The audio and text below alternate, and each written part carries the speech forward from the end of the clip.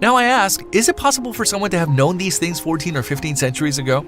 I mean, maybe not. It might be possible because older people, they know things through trial and error, and sometimes we just find out or we realize them in a new way. Maybe it's possible. I mean, I don't know. It is possible, just like you said. All of these things that I told you are actually the sunnah of the Prophet Muhammad, peace be upon him. Have you ever heard these before? Never heard of them. I just heard these. It's surprising, of course.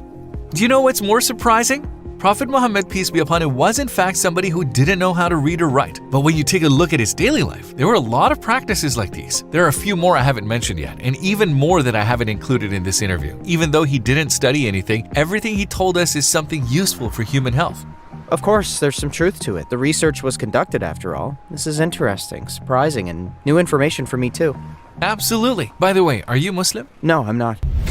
Atheist, deist, or something different? Deist?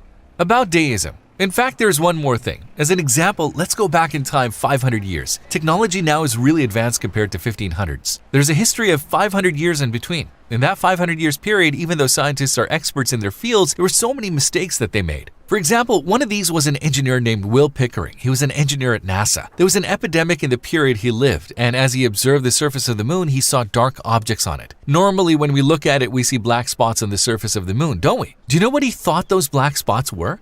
He thought they were houseflies. He thought there were very dense clouds of houseflies living there. This is very trivial information. You may find it on the internet easily if you search for it. You can look it up.